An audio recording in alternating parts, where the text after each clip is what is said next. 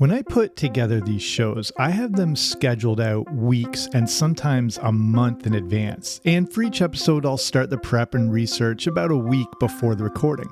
So the episodes you hear, like this one, are recorded much earlier than their release date.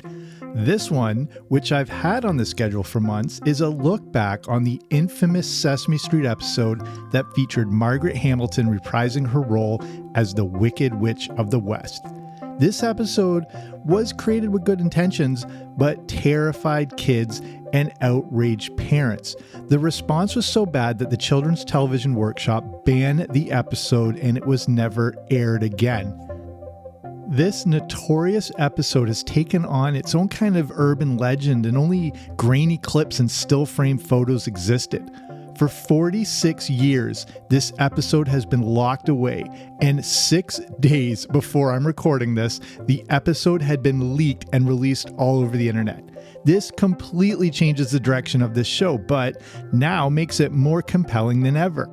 This is a look back on the only banned episode the show ever did, the time the Wicked Witch of the West made a visit to Sesame Street.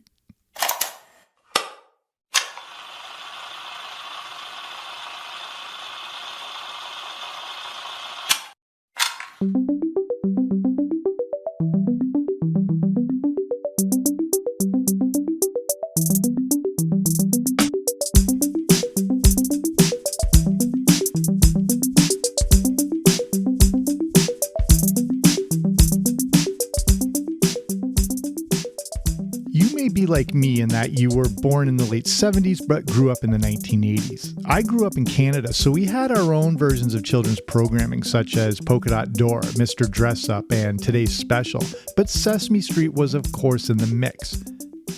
Like every other household in North America, Sesame Street completely captured my imagination.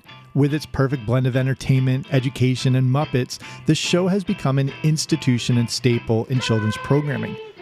If you grew up watching Sesame Street, you know how you would get used to reruns. Even though it was on every day, they only filmed for less than half of the year. But this was still an astonishing production rate. The show would crank out 130 episodes a year and kept this up for a mind-blowing 30 years. In 1998, they went down to 65 episodes for 3 years. By the mid-2000s, they settled in at 26 episodes a season. And they moved it up to 35 for the last few years. But this was understandable as their back catalog was now massive. As of season 52, there are 4,631 episodes of Sesame Street. The point is, despite this prolific production, there was still the need to show reruns for more than half the year. Little kids don't take the summers off, so you probably remember seeing the same episodes or portions of the shows spread out over other episodes. Even if you grew up a decade after Sesame Street first debuted in July 1969 and were an avid watcher, you had probably caught up with every episode. But unless you were watching on February 10th, 1976, there is one episode you definitely never saw. I have cousins that are quite a bit older than me. The closest in age was about 6 years older. In the early 80s, I distinctly remember my one cousin and my aunt telling us about the terrifying episode of Sesame Street they had seen. He was about 4 or 5 in 1976, so old enough that the memory stayed with him. In an era before the VCR was common, you only had one shot to watch something. Even though I watched Sesame Street all the time, I had never seen this episode with the Wicked Witch from The Wizard of Oz, but they swore it actually happened. I also had a neighbor during the early 1980s who swore he had seen the episode, and his mother backed him up. My own mother hated The Wizard of Oz, so even if this episode did exist, it would probably be off limits for me. Despite this, I remember watching all the time hoping I would see her appearance, as scared as I may have been. I was influenced by my older cousins and wanted to do whatever they did. Even though my mom limited what we could watch at a young age, I was very aware of the Wicked Witch of the West from The Wizard of Oz. By the mid-1980s, we were only allowed to watch to the halfway point of The Wizard of Oz when it came on TV, to the scene where Dorothy enters the poppy field before we had to go to bed. But like every generation since 1939, the Wicked Witch of the West scared the ever-living crap out of me. After hearing these stories from my cousin and neighbor, I do remember watching Sesame Street with a little trepidation, wondering if she would ever appear. She obviously never would, but this whole story stuck with me. So how did this episode come to be, and why did it backfire so terribly? When L. Frank Baum wrote The Wizard of Oz in 1900, I'm certain he never thought it would still impact us to this day. The 1939 film followed the book pretty closely, except the movie made Dorothy's visit to Oz a dream, and in the book, it actually happened. The book also contains the little old witch of the North. For the character of the Wicked Witch of the West, Baum had her even more evil than she appears on screen. But when it came time to make the film, they tried to capture the true wickedness of her.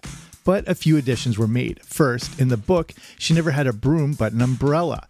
And the movie introduced the concept of the green skin. She also had an eye patch in the novel, and we were wondering, was the green skin to make her look more reptilian and evil? So, who was going to play this notorious character? Enter 37-year-old Margeret Hamilton. Born in 1902, Hamilton was actually a school teacher and spent time performing in children's theater. She loved acting and would be cast in several movies before being cast as one of the most iconic characters in film history. Hamilton was actually the second choice to play the Wicked Witch. The first choice, Gail Sondergaard, was considered too glamorous. They unfortunately wanted a, quote, less attractive witch. Hamilton jumped at the chance to be in the movie as she had loved the book for years, but was taken aback when they told her they wanted her to play the role of the Wicked Witch. He said, they're sort of interested in you for a part in The Wizard of Oz. And I said, oh, gosh, think of that. I said, I loved that story from the time I was 4 years old. What is it? And he said, well, the witch. And I said, the witch? And then he said the final thing. He said, yes, what else? Over the course of filming, Hamilton was famously injured in the fiery exit scene in Munchkinland. The burns she suffered caused her to be in the hospital for 6 weeks. Despite appearing in over 50 TV shows and over 80 films, it was the role in The Wizard of Oz which would be her most famous. The movie forever changed film and frightened the life out of a generation of kids. But this fear continued well past 1939, as every era that rediscovered the film would also be frightened by the Wicked Witch of the West. The thing is, they intended for even more frightening scenes in the film, but didn't want to completely traumatize children. And the truth is, Margeret Hamilton appeared to be the gentlest, sweetest, and the kindest lady you would ever meet. It was her worry that her portrayal of the Wicked Witch would scare children too much. They would never get to know who she really was and would only ever see the witch. For her entire life, Hamilton has been a powerful advocate for causes to benefit children and animals. She was also a Sunday school teacher. At her core, she was still a kindergarten teacher, and despite her successful Hollywood career, she was committed to public education. I definitely understand her concern. There was no promise that The Wizard of Oz was going to be a hit, let alone one of the most important films in movie history. I can see how this would have just been a gig for her, and I wonder if she had taken the role knowing the negative impact it would cause on so many children. Many kids were genuinely too frightened to meet her. I imagine this was a tough way to go through life. The role gave her fame, but also caused kids to be scared of her for generations. Hamilton has said that while filming, they knew the character would be scary, but had no idea how scary once they saw the final product. Every generation would discover The Wizard of Oz, but Hamilton had moved on from the character. But in the mid to late 70s, a resurgence of sorts happened. This was getting to be the later stage of Hamilton's life, and her primary interests continued to involve pets, education, and children. Remember, at her core, she was always that caring kindergarten teacher. Hamilton saw the impact that the Wicked Witch had and took opportunities to lessen that impact of the character. But she preferred that any appearances she would make be education-based. It seems as if she was pretty much done with show business, but preferred to use her name and legacy to do some good any chance she got. One key and very famous appearance was when Margeret Hamilton appeared on Mr. Rogers. This was in 1975. You can still watch these segments on YouTube. And the difference here is she's appearing as herself and not the Wicked Witch. This genuinely sweet lady explains her experience as the Wicked Witch of the West, but is using it as a teaching moment for kids. She explains how the witch has never got what she wanted, and this is behind her wickedness.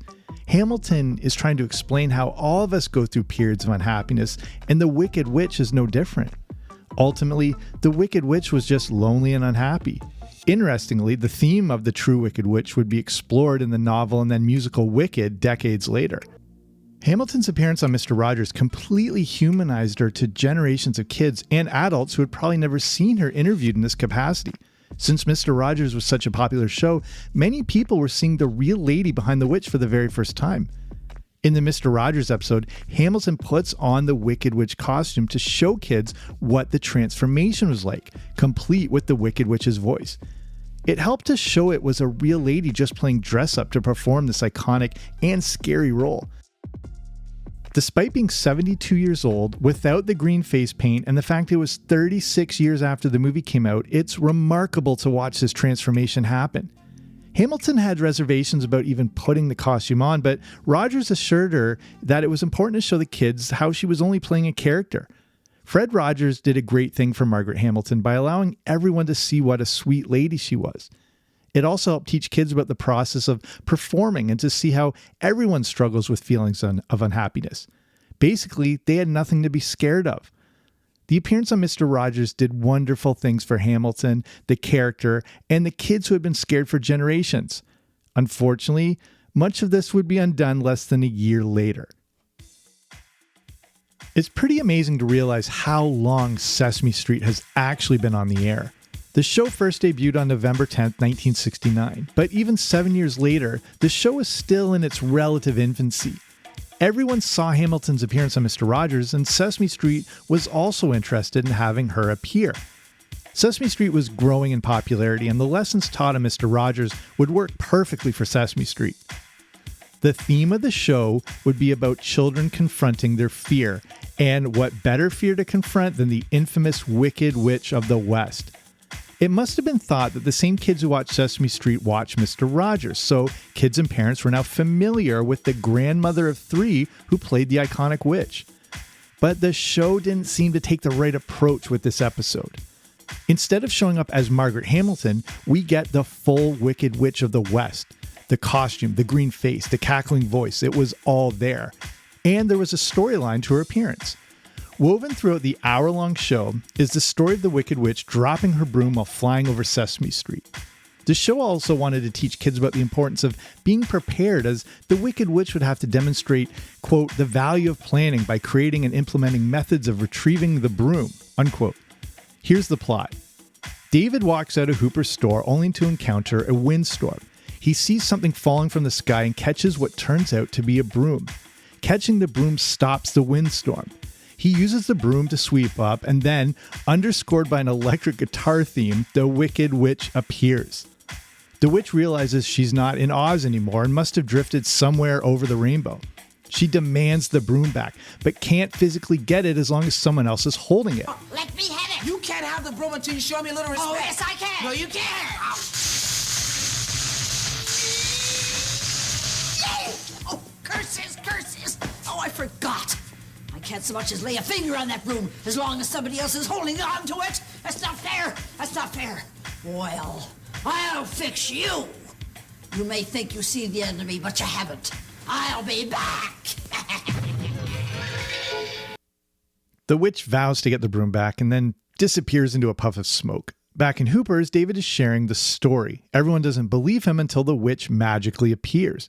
David says she can't get the broom back until she shows him some respect. The witch then makes it rain inside this store, giving this a bit of a Nightmare on Elm Street vibe. Maria tells him to give the broom back. Big Bird then appears to help his friends fight off the Wicked Witch. He grabs a stick, and when the witch appears, Big Bird actually physically threatens her to leave everyone alone. The witch tries to grab the broom and gets electrocuted in some way. Fudge! That makes me furious. I forgot again. Now listen, you. If you don't give me back that broom, your store is going to be more than just wet when I finish with it. And furthermore, I'll turn you into a basketball. Bounce, bounce, bounce to the basket. And as for you, my fine feathered friend, how would you like to be turned into one of these?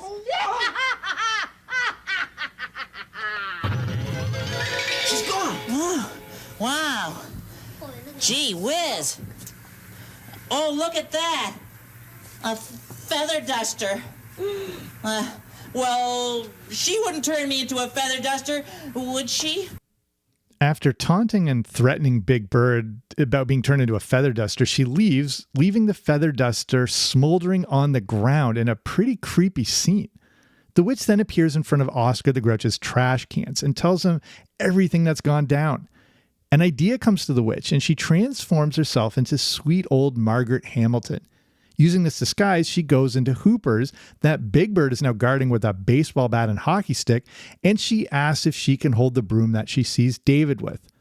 They suspect she is the witch, but tell her she has to be nice if she wants to hold the broom. She relents, says please, but turns back into the witch once she grabs it. She leaves, vowing to never return to Sesame Street again. Faster, broom! Faster, faster! Oh, this is glorious, glorious! Back to Oz where I belong!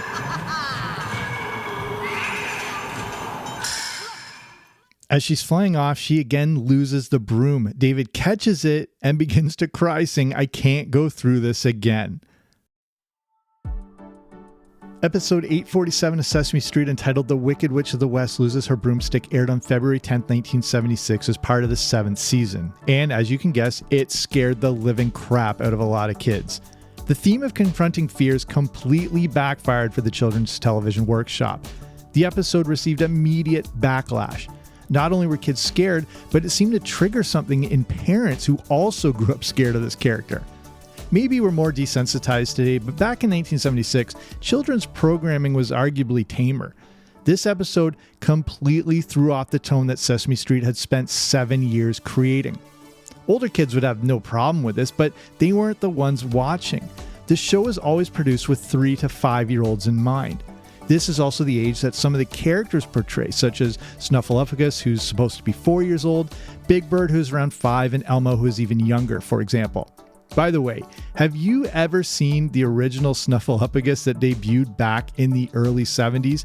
If you haven't seen this, you'll just have to do a Google image search, but prepare not to sleep that night. But analysis has found that even younger kids have been watching Sesame Street. Over the years, the target audience has dropped to the 2 to 4-year-old range.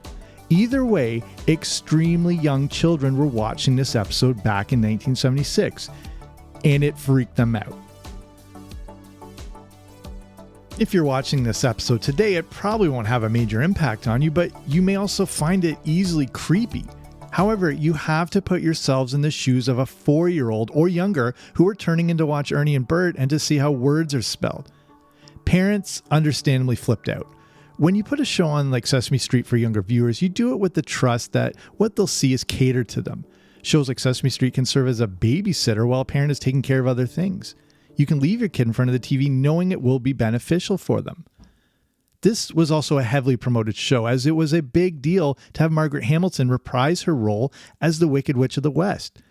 Enraged parents immediately responded to PBS and the Children's Television Workshop. Letters quickly began pouring in. You can only imagine how this would have gone over in a social media age where we can immediately react to anything and let companies hear about it in real time.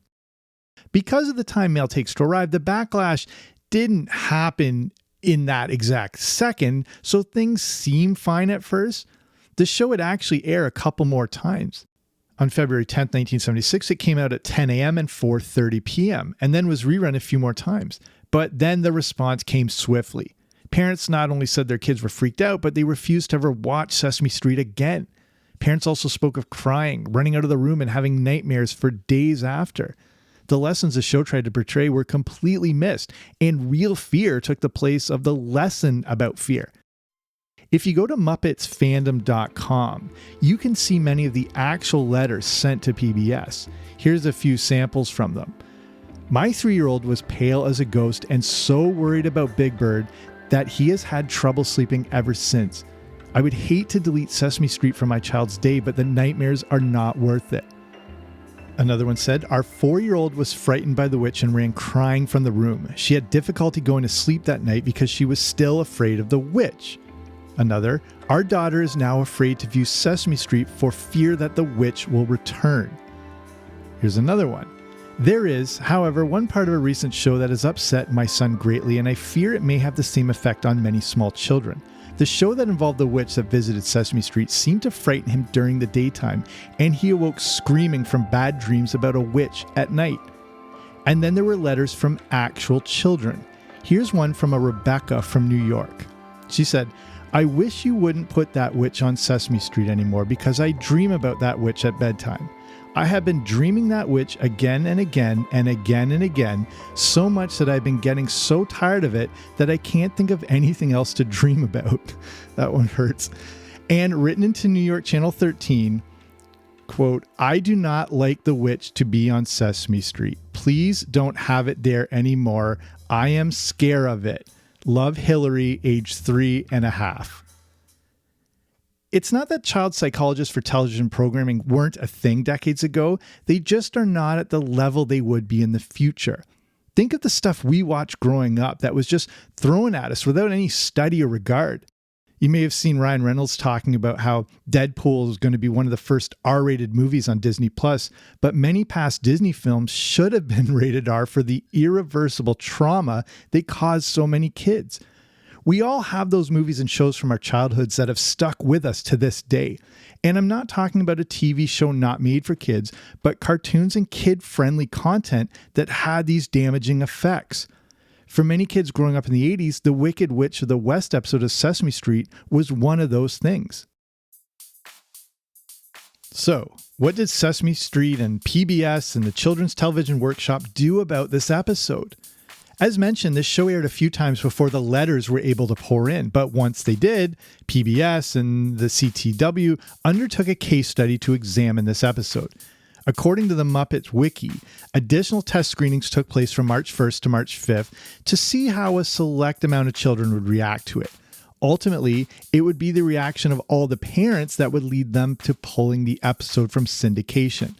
A memo was released saying, quote, "Due to the parents' reactions, the content of the letters, and our impressions from group observation data, we suggest that the Margeret Hamilton show not be rerun," unquote. The episode would become vaulted, with the only evidence of it ever existing in the memories of the people who saw it when it was first released.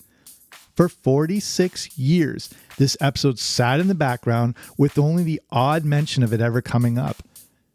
As people grew older, they wondered if the memory they had of this episode was actually real. Did this really happen, or was it just in their imagination? Then, as the internet age began, more people were able to connect over memories of it. And then the odd still frame emerged, but the episode became more of that urban legend. Then in 2019, everything changed. The American Archive of Public Broadcasting announced it was going to house every episode of the last 50 years of Sesame Street. It turns out the Wicked Witch episode really did happen and was now sitting in this vault.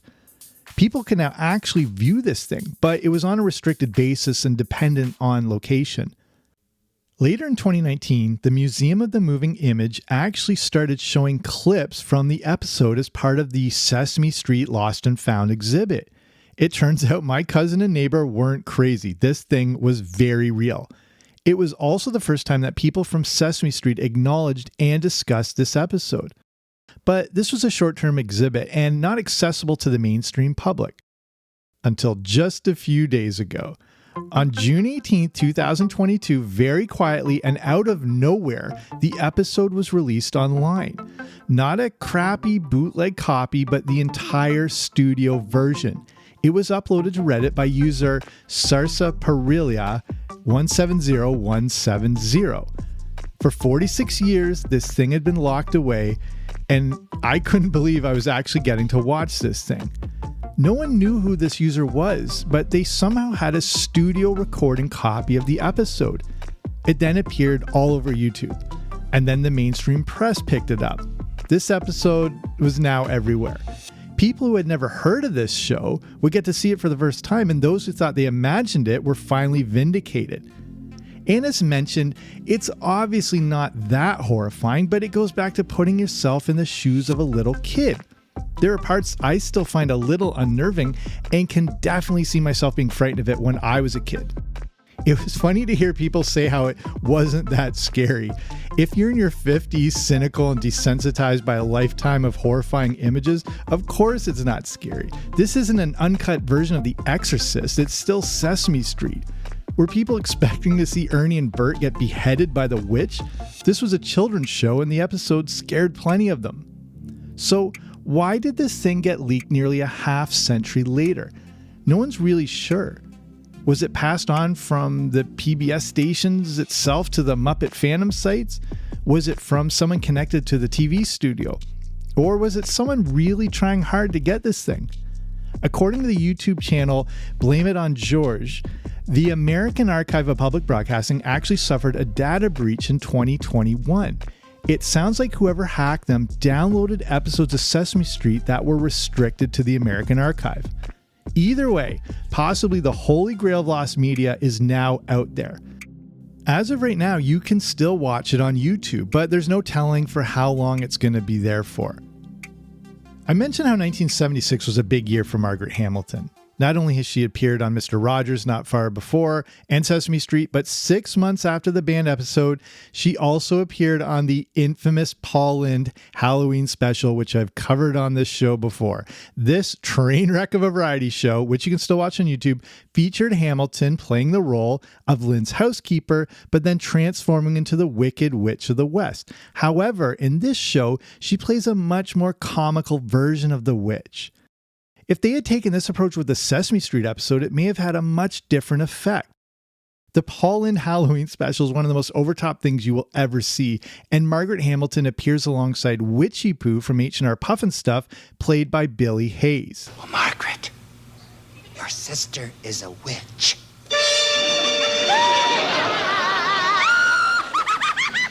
I'm getting out of here. Oh, don't be alarmed, Mr. Lynde. There's nothing to be frightened of. My pretty. My pretty. My pretty. You're witches. That's why we brought you here. We want you to help us out. I don't do benefits. Well, we're trying to soften the image. We've had some bad press. Come on, Mr. Lynde. Give a ghoul a break. Ghoul. In this performance on the special, the Wicked Witch is completely cartoony and would have made for a much better performance on Sesame Street. Kids could have seen the Wicked Witch of the West in a much different light, and the lessons of fear could have been more effectively shared. But obviously things didn't go that way. What we got instead was one of the most famous band episodes of television ever, and now it's finally been released to the world. The only thing left to be released by Sesame Street now is their only other band show, the never-before-seen Snuffy's Parents Get a Divorce episode from 1992. But that discussion will have to wait for another time. Now off to bed. Okay, let's just finish it there. Like I said, a show I've had planned out for so long, and the amazing coincidence that the actual episode would be leaked right around the time I had this, which completely had to make me retransform everything and put this all together, but still an amazing thing to look back at. And like I said, one of those coveted pieces of lost media from the last 50, 60, 70 years of entertainment we've had. So thank you for listening. Hopefully you found this interesting. You may have never heard of this before, but hopefully now you have a little more insight to it. And as we finish up, if you're in a position to do so, you could consider sponsoring this show at Patreon.com. So that's the platform. For as little as a few dollars a month, you can support this show. And the difference here with the support is you get access to different audio rewards. So I've got the Everything 80s movie review podcast over there, and the opportunity to get shout outs and bios on the show. If you want to learn more, if you're interested, you can just go to patreon.com/80s. So it's patreon.com/80s, or wherever you're listening to this on,